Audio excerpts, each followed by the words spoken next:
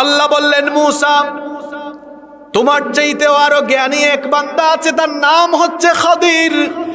মূসা নবী বললেন, আমি তার সাথে দেখা করে তার কাছ থেকে জ্ঞান লাভ করতে চাই, তাকে আমি কোথায় গেলে পাবো? শুনতেছেন তো আপনারা?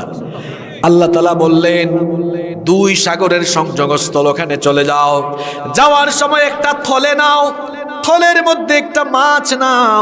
মূসা নবী এবার থলে, বুঝেন তো আপনারা, ব্যাগ আর কি, থলের মধ্যে একটা মাছ নিলেন, আর তিনি তার খাদেম ইউশা বিন নুন আলাইহিস সালামকে সাথে নিয়ে দুই সাগরের সংযোগস্থলের দিকে রওনা আরম্ভ করলেন। আল্লাহ তাআলা বললেন, মূসা শোনো, যেখানে যাওয়ার পরে তোমার থলের এই মাছ বের হয়ে নিরুদ্দেশ হয়ে যাবে, হারিয়ে যাবে, ওই জায়গায় তুমি আমার বান্দা খাদিরের দেখা পাবে। মূসা আলাইহিস সালাম তার খাদেম ইউশা বিন নুন আলাইহিস সালামকে নিয়ে পথ চলতে চলতে চলতে চলতে ক্লান্ত হয়ে গেলেন। সাগরের তীরে এক জায়গায় পাথরের উপর মাথা দিয়ে মূসা আলাইহিস সালাম আরাম ফরমাচ্ছিলেন। হঠাৎ করে তার ঘুম চলে আসলো। ইউশা বিন নুন আলাইহিস সালাম মূসা নবীর পাশে ছিলেন। হঠাৎ করে লক্ষ্য করলেন থলের ভেতর থেকে মাছ উঠলেন। ওই মাছ যে পানি দিয়ে যাচ্ছিল, ওই পানির স্রোতধারা বন্ধ হয়ে যাচ্ছিল। সুবহানাল্লাহ, একটা টানেল তৈরি হয়ে যাচ্ছিল, সুড়ঙ্গ হয়ে যাচ্ছিল। মূসা নবী ঘুম থেকে উঠলেন, কিন্তু ইউশা বিন নুন আলাইহিস সালামকে শয়তান এই ঘটনা ভুলাইয়া দিল। তিনি মূসা নবীকে ঘটনাটা বললেন না। মূসা নবী ঘুম থেকে উঠার পরে তারা আবার হাঁটা আরম্ভ করলেন, পথ চলতে লাগলেন। সারা রাত তারা চললেন।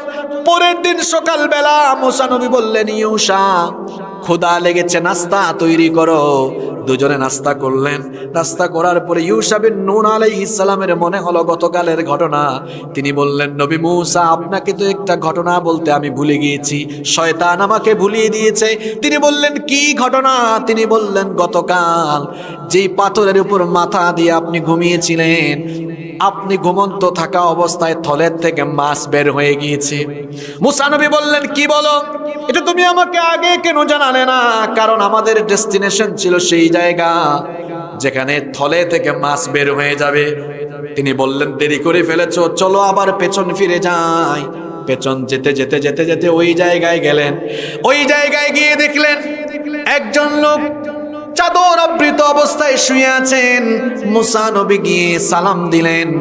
তিনি জবাব দিলেন, জিজ্ঞেস করলেন, আপনি কে? মূসা নবী বললেন, আনা মূসা, আমি হচ্ছি মূসা। খদির আলাইহিস সালাম বললেন, আপনি কি বনি ইসরাইলের মূসা?